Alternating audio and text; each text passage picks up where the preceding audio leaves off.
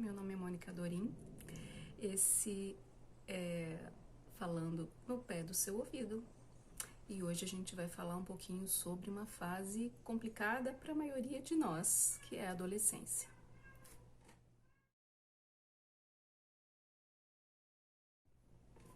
Eu queria desde já pedir para vocês desculpas, que eu tô com uma gata no cio, ela vai ficar miando, mas é só isso. Ela tá procurando um companheiro. Só que não tem. Porque o gato que eu tenho aqui em casa, ele é castrado e tem 10 anos. Ele é bem pacatão.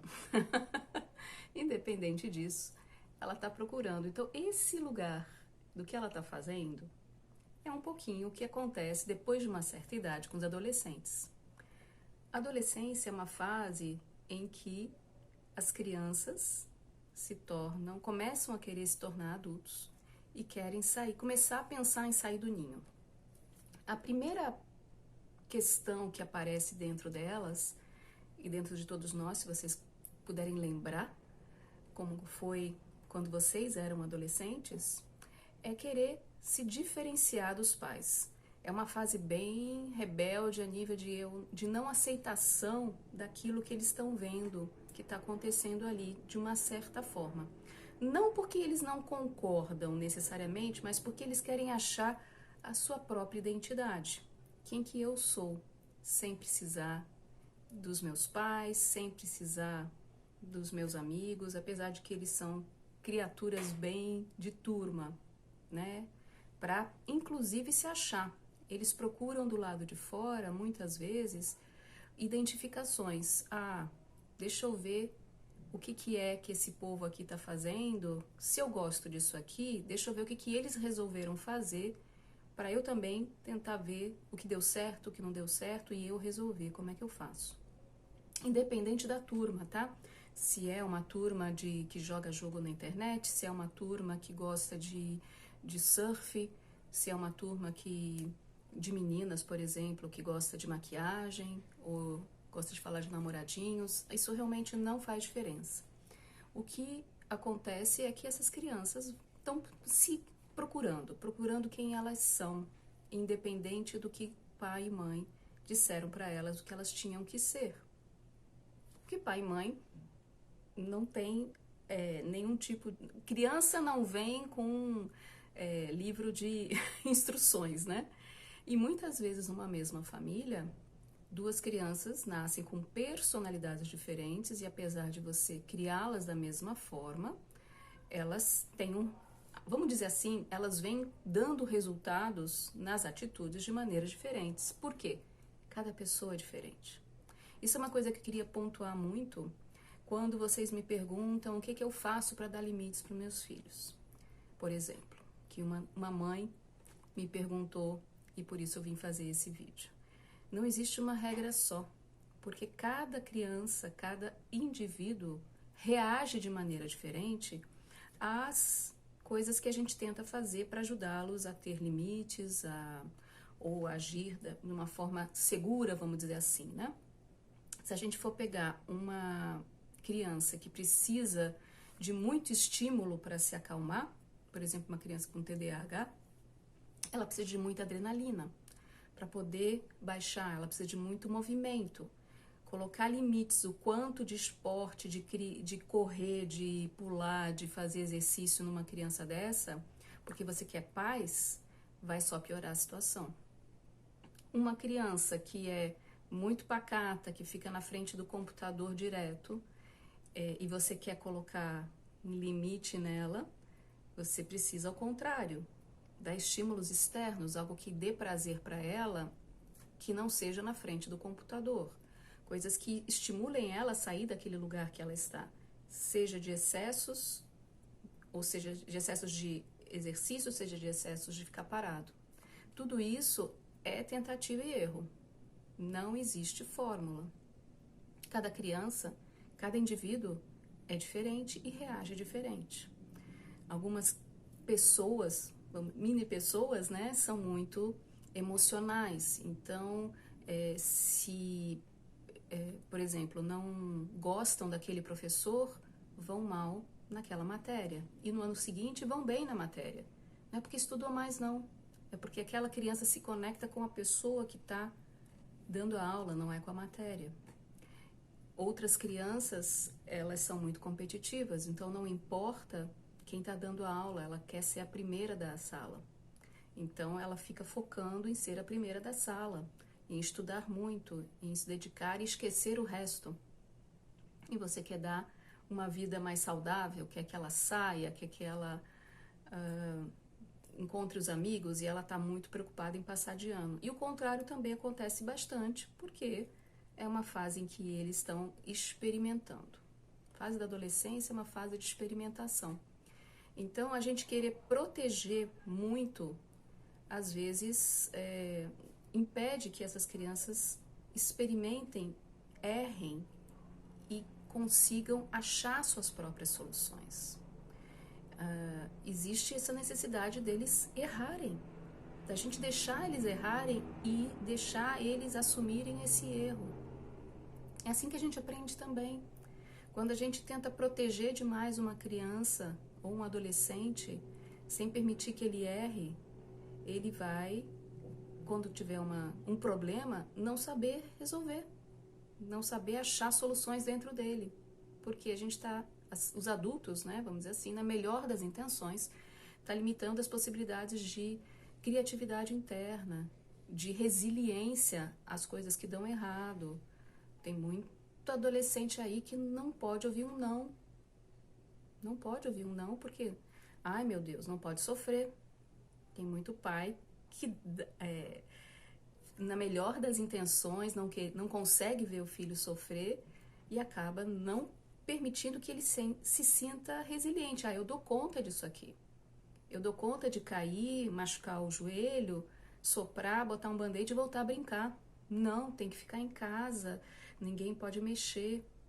Então, tem algumas coisas na nossa sociedade de cidade, tá? Porque talvez no interior, nos lugares onde as crianças são um pouco mais livres, essa possibilidade de errar e poder acertar através da própria experiência, né?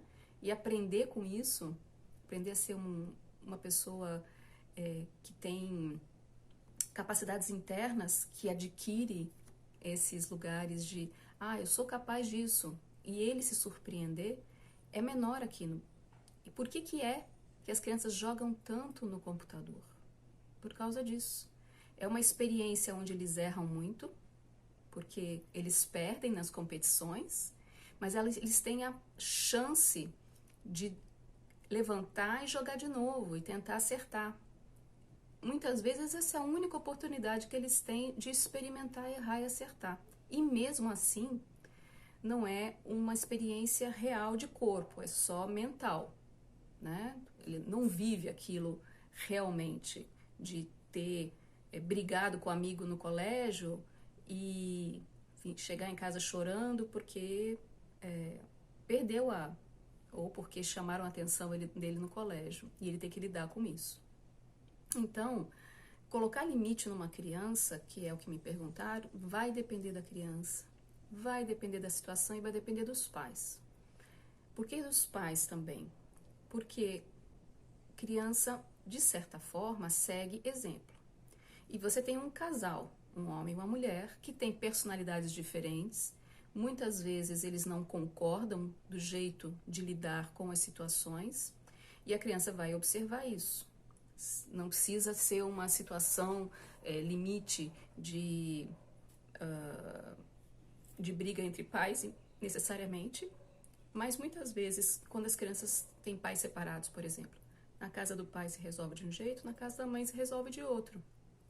E ele vai experimentar como resolver as coisas, o que dá mais certo para ele, o que se encaixa melhor na vida dele, na maneira de resolver as situações da vida dele. Emocionalmente também, né? Então não tem uma regra. Como é que eu ponho limite no meu filho? Siga o bom senso, de preferência. Existem várias maneiras da gente colocar limite, dependendo muito da situação também. O limite é sempre a dor. Muitas vezes a gente segue esse lugar. Se a gente percebe que a criança vai ter uma dor inimaginável, você tenta colocar um limite naquela situação. Agora, se é para ele, por exemplo, não está estudando, vai repetir de ano, quando é o colégio pago, dói no bolso do pai e da mãe. Realmente é uma coisa complicada.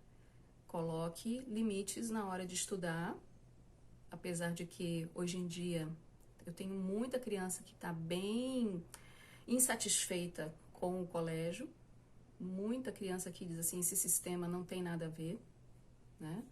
Com crianças que têm dificuldades até por conta de não ser mais, essa coisa de, não é criativa, é só, é claro que a gente também estudou dessa forma, vamos combinar, não é uma coisa nova.